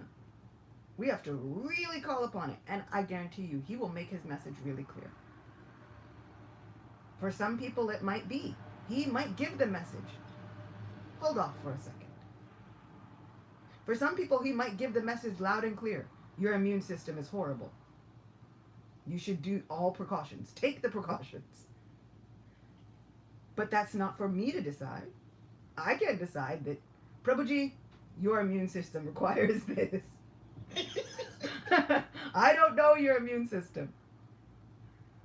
Right? So everybody's spiritual path is going to look a little bit different. And Sri Chaitanya Charitamrita shows everybody's path is different. Yeah, but as an organization, this topic is really tearing the movement apart. Yes or no, or around the world. Temples. Yeah. So how do we come out of this difficult situation as a congregation? because some people feel if you don't to take it, you are a risk, danger to other devotees. See what happened in Mayapur when Paradanga Prabhu left the body. It was that devotees deliberately give him that. So it's really not easy situation presently. But for me personally, I feel everybody should take the vaccine actually, but it's not a management. Because when you remember people who left the body, Bali Swami, Paradanga Prabhu, and others, it's really painful. It is, isn't it? For somebody to give a lecture and openly tell us Krishna incarnated as the virus, how do you want us to feel? Yeah, my Guru Maharaj, he really, really sweetly said one time that sometimes all of our philosophy is not meant to tell people who are struggling and suffering, it's your karma, you'll be alright. Be more tolerant. Tolerate. The philosophy is actually, it's not meant for that at all. Our philosophy should be uplifting us. Absolutely, yes. Within our communities, within those intimate sanghas, where we are coming together and saying, how do we deal with this? We can say amongst each other, but you know what? Krishna is in everything. So I can't say that it was their time, but Krishna makes this executive decision, and then he says, I'm taking my devotees back. Now, as for the why and the who and the what and the where and all these things, that's for our intimate sanghas. When we are saying within ourselves about karma and about divine arrangement and about Krishna as time, and ultimately he is the destruction of everything.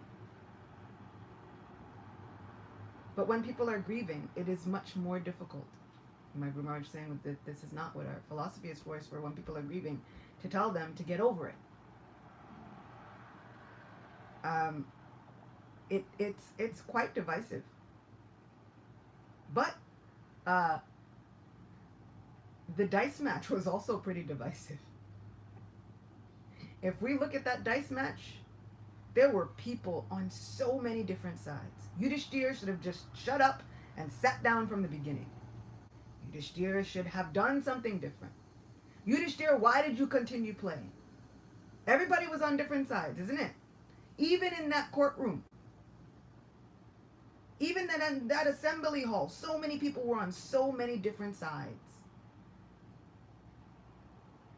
And so many people in that assembly knew of Krishna. If this is what happens when Krishna is on the planet, personally present.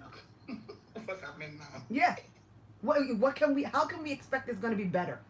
Right? Like, how can we expect? We should be better than that. Better than what? Bhishmadev, our Mahajan, who was in a quandary saying, I don't even know what to do with you. I don't know what to do in this situation. If I stay silent, it's a problem. If I speak up, it's a problem. He was torn. He's like, my hands are tied. And people now to this day say, Bhishma, but you were wrong. You should have stood up. You should have spoken. Even Krishna. Krishna gave him what for? He gave him the sauce a little bit. This war is happening because you didn't say anything. You're an elder. If you would have taken an active decision, this could have been averted. Same Krishna who also then smiles at him and says, no problem. You fix your mind on me, I'll come for you, no problem.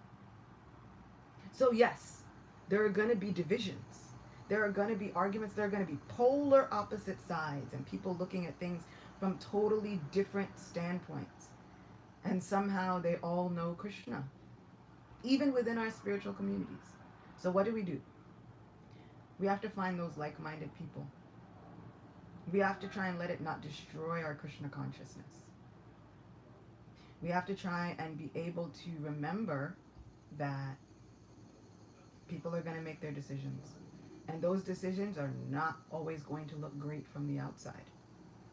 Duryodhana's decisions did not look good. None of them look. Even Yudhishthira's decision didn't look good. Me personally, I was more of a fan of Bhima, Arjuna, and the other. I was just reflecting on it this morning thinking, I wasn't always so much of a fan of Yudhishthir. He had a different mindset. He had a different way of going about things. And yet and still he's still a great devotee. So we have to look at these divisive things and understand that on the nature of being a devotee, somebody can be a devotee and have a different view materialistically. And now somehow we're like, yeah, but the material and the spiritual view seem to be merging. Because when it's about lives, that happens. They start to merge, and the water gets really muddy. I was just reading one of the introductions to one of Bhakti Tirtha Maharaj's books, and he was so perfectly saying, he's saying, we look at all of these divisive things within our community, within the world, and we think, what kind of God would let this happen? Now we have devotees arguing with devotees, now devotees canceling other devotees who never want to speak to that devotee again. What kind of Krishna would let this happen? What kind of a world is this that this happens in? Bhakti Tirtha Maharaj said, the world that's not real. This is not our home. If we get too comfortable here, we'll forget. We will forget. Even in spiritual communities, we will forget that this is a part of the journey. It is very real. Right? Krishna does not tell Arjuna on the battlefield, look, bro, get over it. He understands this is real for you. This experience, even though we've passed so many lives, this lifetime, this experience is real. We've heard that this life is so much like a dream. But in a dream, you can pinch yourself and wake up. Here, you pinch yourself, it just hurts. And Bhakti Tirtha Maharaj was saying, we will forget that there's something more. And so in order to keep us remembering that there is something more, this world's not going to be happy for long. There are going to be arguments. There's going to be division. There's going to be these polar opposites. How then do we find a way to understand, okay, that person's going to practice their Krishna consciousness over there. And I'm going to practice my Krishna consciousness over here, which is safer for my Krishna consciousness. And I'm going to find those like-minded individuals. Right? I feel like this pandemic has taught us that the temples where we were is not the end of our spiritual community. Yeah, that's correct. Right? That there's a much greater spiritual community that we can now connect with, even across the world. We can find like-minded devotees. We can find devotees their lectures inspire our hearts more. They speak to our hearts more. And you know what? That's okay. That's actually perfectly okay. There are some Mahajans who we vibe with better than other Mahajans. That's okay. But I don't want it to destroy my Krishna consciousness, my faith in Krishna. But I can look at it and say, material world is showing itself again. We don't belong here. We have to go someplace else. And it's not to say that there won't be drama in the spiritual world. There is drama. Krishna loves drama. So he's going to make drama. But we remember that there's our group of people. Even between the gopis, they had groups. And they had groups of gopis that thought like them. And then there were other groups of gopis that did not think like them. And they did not mix. This is when we get into the deeper tattvas of rasa bas and all this rasa and prema. And there were groups of gopis that did not mix, and that was okay. Spiritually, eternally, it's okay. So if you don't agree, it's okay. And if you don't mix with another devotee, it's okay. It's okay to let them practice over there. But we can't let this ruin our spiritual lives. We have to find each other, cling to each other, and say, okay, we go together, then we're going to cling like nobody's business. because this is all we've got. Thank you so much. We take one more question from Sure. Hare Prabhu. And we don't know how long time you have. Is it 2 hours? You speaking? Yeah, it's about 2 hours, but we can do one more. Let's do it. I'm here. Yeah, we do one more. Maybe the virtual leader can tell you this platform today there's no question. So maybe your next class will give you more questions. Hare Prabhu, please. Okay, Hare Krishna. But Ajita, thank you so much for this very last answer you gave, because that answers one of dilemma I had with my then temple president, because another devotee had gone to report me to our president that, oh, Sahadev has girlfriends in town. That's why he's able to make so much Lakshmi. Not even girlfriend, friends, girlfriends.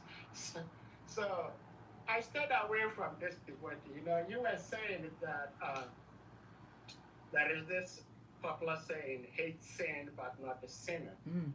But what I try to do is, yes, of course, I do say I hate the sin. I do not hate the sinner. But what is speak of if I say I hate the sin, but I dislike the sinner, because especially if whoever committed the sin or committed the improper thing continuously repeats committing the same offense over and over and over again. Come on, there got to be a time where you say enough is enough, you know. So, uh, but I think that one you already took care of it. So my question is, these days, and probably since time immemorial, it's very difficult for someone to say I love you. If I said it to a lady that I love you, and I actually said that to one Mataje, you didn't agree, a Mm. devotee. I said, oh Mata, I love you so much. And she was serious. She says, never ever in my life has anybody approached me to tell me straight ahead I love you. And of course, I'm a guy and I'm not all that crazy, but I know how to woo a woman. If I wanted to woo this lady, I wouldn't have gone straight forward like that. But I just said I love you because of her devotional qualities. But this is how she misunderstood me to be, up to a point that you cannot say I love you. But Mm. it's also very important to just verbally Mhm. say to someone that I love you. So in that case, what do you do? Because saying I love you to a woman, and even these days, a man to a man is also a problem. A woman to a woman is also a problem. So then how do we verbally say to someone that I love you? Hare Krishna. Yeah. So Bhakti Tirtha Maharaj also he would say that he used to get in trouble because he would sign his letters even to his disciples. I love you with love. You know, it's interesting that we're in this bhakti tradition where the goal is prema, the highest exploration and manifestation of love. And we're like, no, no, no, but don't tell anybody you love them. That's just crazy. Come on now. And we are in such a personal society, and it seems like the social goal is to become as impersonal as possible. Don't inquire about anybody's spiritual life. Don't really care about them. And that also goes along with your first question, even hating the sinner. I mean, hating the sin and disliking the sinner. Yeah, that happens, right? How many times have we seen it? Mahabharat is such a wonderful guidebook for life because Krishna was there. And how many times we get Ashwatthama beginning of Srimad Bhagavatam, we get Ashwatthama causing a slew of problems time after time. He just cannot stop throwing out a Brahmastra to destroy the world. And there's so many times. And then finally, everybody's saying enough is enough. Like, I understand he's supposed to be, son of a Brahmin, but enough is enough. And in essence, what Bhima says is, I hate that guy. And Krishna says, he's not wrong. And they're looking, and Draupadi's saying, but we shouldn't make his family suffer like I'm suffering. It looks, she's not wrong. So now what do we do when Krishna seems to be giving conflicting answers, We try to handle our own issues. We try to ask him for guidance. He's looking. He's not wrong. She's not wrong. They're not wrong. Bhima says, he should be punished. Yes. Well, but what do we do? Because you know what? His mother's going to cry. His wife, everybody's going to be... Yes. But he had faith in Arjuna. He had faith in Yudhishthira. He had faith in them that they were going to come to a possibility, an end result that was going to do both punish him and not kill him. And in the end, Krishna takes decisive action. He's like, no matter what happens to you, I invoke my own curse. You are forever afflicted. But my Lord, eternally? You live long enough. It'll feel like eternity. So Ashwatthama now has no community. Sometimes, like Krishna, when he decides to take those actions, what happens when you are banned from community? Big community. He has no one. It is said he sits in Vrindavan. He's hidden himself within Vrindavan. He's constantly afflicted by all of these diseases and issues, and he chants the holy name. Because even when you have no community, no friends, no one knows you, no one sees you, the holy name will still be your companion. So even Krishna, even if you dislike the sinner, which is very normal, right? And I've taken to praying, and because I've understood that there's a Paramatma in everybody's heart. I'm like, Krishna, come get your people. Krishna, handle your person. Because me and this person, we're not vibing. But you can do the things. And it's not even, I'm not praying for them to have anything happen to them. But what I am praying is for Krishna. You have to handle your person because we can't coexist. This is not working out. So then how on the flip side, right? When it comes to disliking people, we have prayers for that. What about when it comes to loving other people? We've become a community. We've become a society that's so accustomed to somebody says, I love you. That eventually means I'd like to exploit you, lie to you, cheat you out of your most prized possessions, and leave you abandoned. So now what does that mean? What happens when we enter into a spiritual life? We're really reading, really chanting, and we see our spiritual companions, and actually, I love this person. Not because I want anything from you. Not because I want to exploit you. But I love these spiritual qualities. It actually shouldn't, it seems like a shame. It shouldn't be that you can be in a spiritual community for 30, 40 years and no one will say, I love you. So now maybe we have to put, the disclaimers on it. Especially if you are in a managerial position or you are in a station in life where you happen to be a brahmachari, whatever the case is. We should be able to express to one another, you know what? I really have such an appreciation and a love for you, which means thank you for your service. That's it. I don't want anything else from you. Don't talk to me. But thank you for your service. Like, don't misunderstand.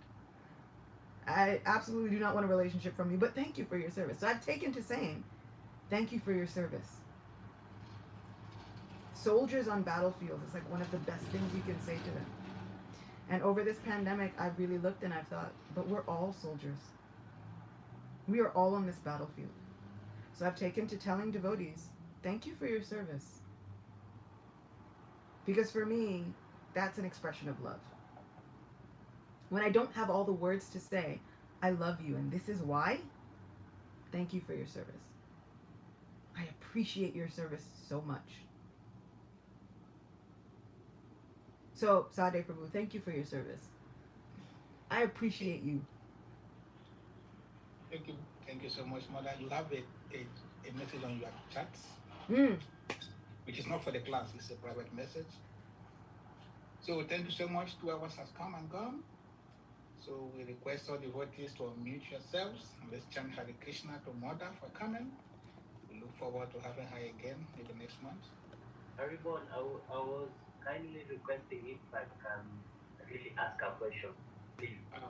Okay, please. Last words, please. Huh? You want to ask? What's your name? Where you calling from? Well, my name is Manohar Bararam Das. I'm calling from Nairobi, Kenya. Okay. Yeah, and thank you, Achutta Mataji, for your kirtan and for your class. You're such an inspiration, especially to this side of Africa.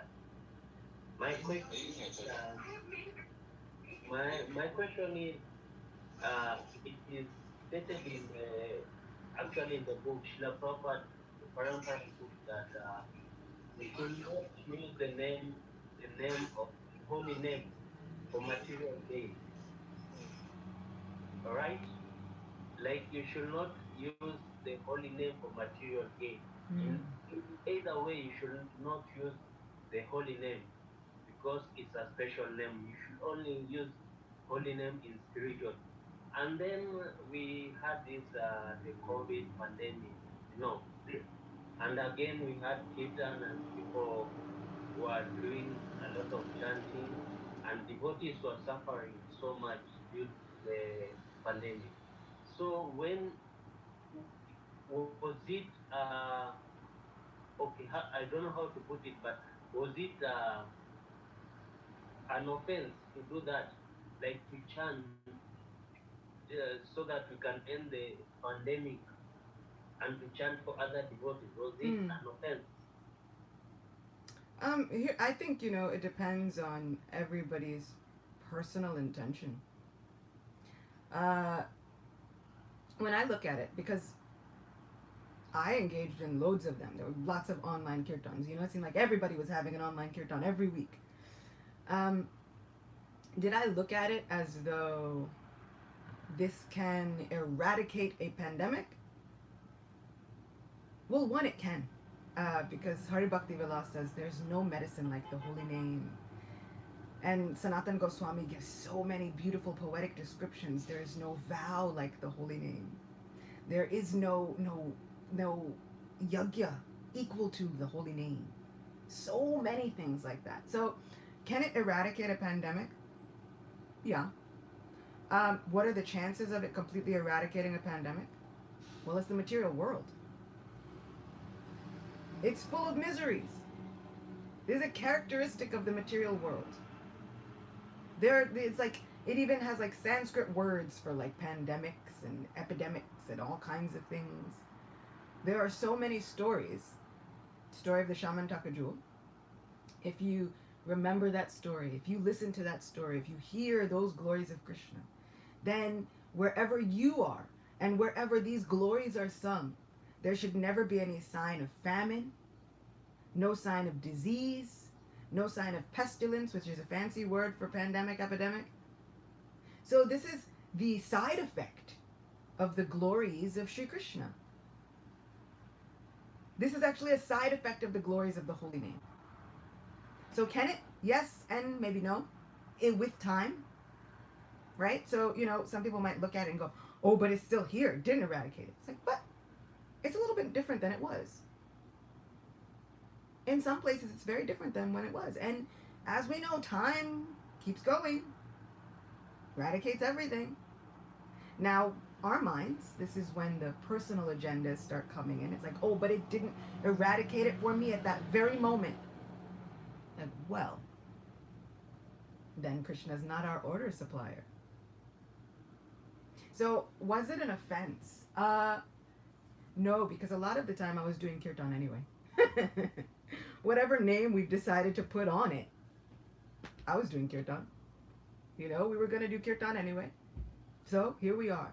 More times to engage in kirtan, I think we should use every excuse and opportunity we can. There is a festival for everything in Krishna consciousness. At 3 months, give or take, Krishna turns over for the first time. Everyone in Vrindavan has a festival. I think, you know, Srila Prabhupada said every day can be a festival, and it should be. I think we should. I think, you know, it's like, you know what? There was a gray hair today that I noticed that wasn't there yesterday. We should do kirtan. Because why not? We should be filling our lives with kirtan as much as humanly possible.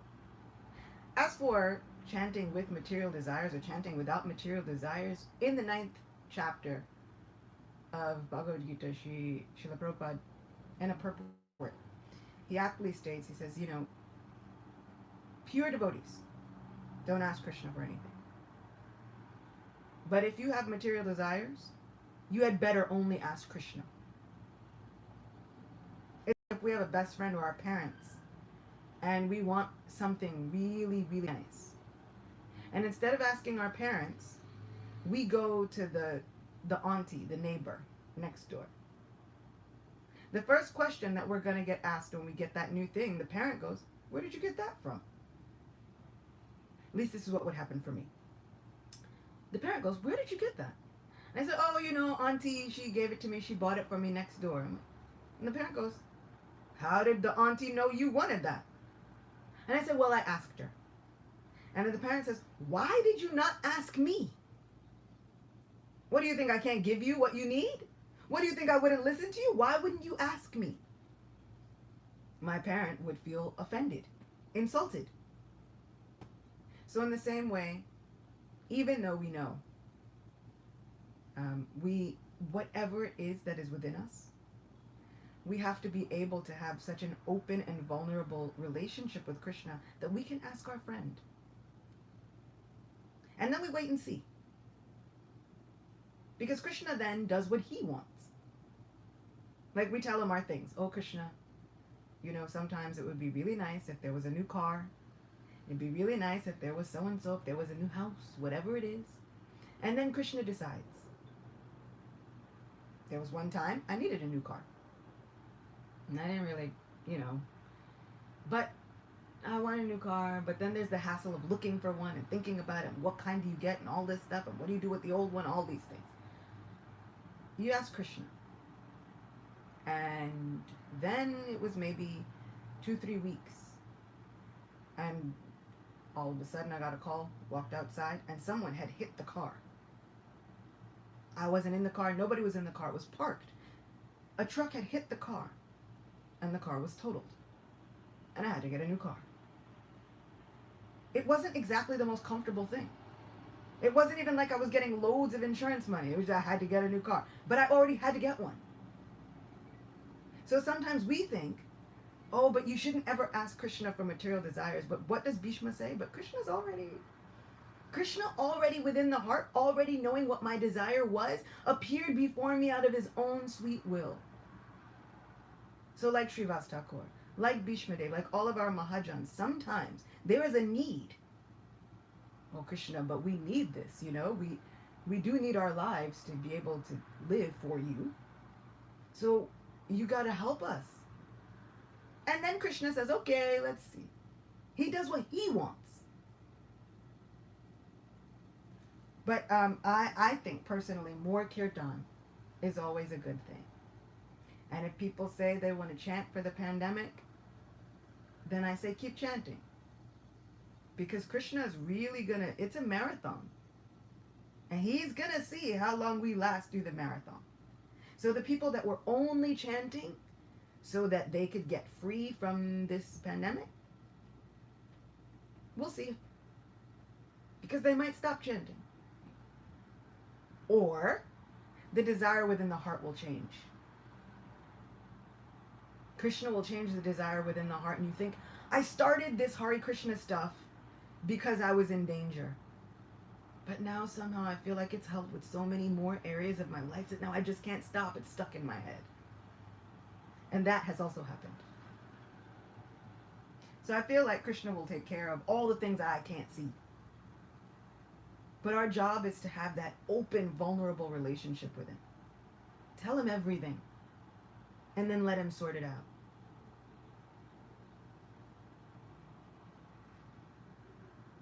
Thank you, Mother. Thank you so much for your answer. We have to let you rest. 2 hours, 20 minutes. Sorry for that long class. No. Please have me back again. Please, let me know. Okay.